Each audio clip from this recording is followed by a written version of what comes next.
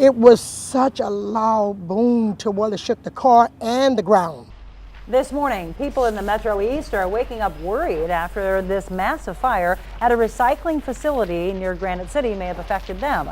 Overnight, we learned a shelter-in-place order has been lifted for those north of the plant, but still remains for Venice and Madison. Yeah, and our Alex Fees has been out there all morning long, joining us live from a very active scene near Interco Recycling. Alex, of course, it's now been almost 24 hours since this whole thing started. Fire crews, we know, are still trying to put out hot spots.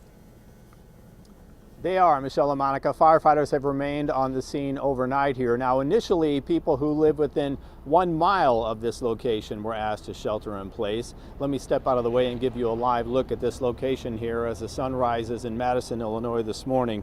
Last night, a spokesperson with Madison County Emergency Management said a shelter in place order was still in effect for people in Madison and nearby Venice. That order was lifted for people living in parts of Granite City. Now, the shelter-in-place order for people in Madison or nearby Venice, that means you should stay inside, close all doors and windows, and turn off the air conditioning.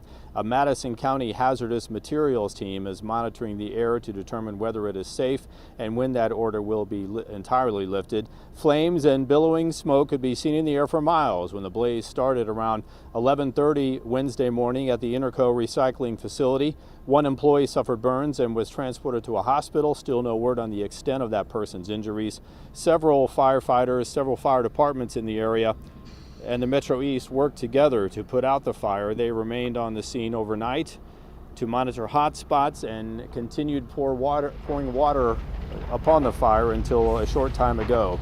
Now, fire officials say the recycling facility caught fire 2 years ago and then again most recently in March. As you can see behind me, the smoke at this hour is white or light in color. That is generally good news for firefighters. That means they have the situation under control.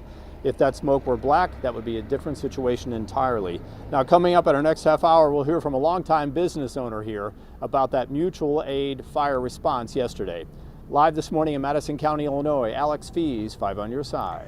Thank you, Alex. And yes, that is the thing we're going to talk about now with regards to how it would affect you from a health standpoint. This morning, there is a serious health risk due to the fact that metal in this recycling plant continues to burn. So if it stays white, that's a good thing. But with this black smoke, for some, it becomes hard to breathe. We talked to a professor and researcher at WashU to explain the health concerns. And he says there could be serious issues when it comes to metals in air pollution.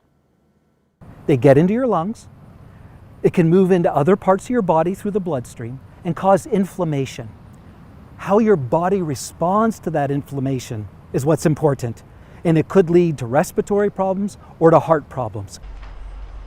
5 on your side asked firefighters if they use chemicals to battle the fire, and they told us it's just water at this point. We are staying on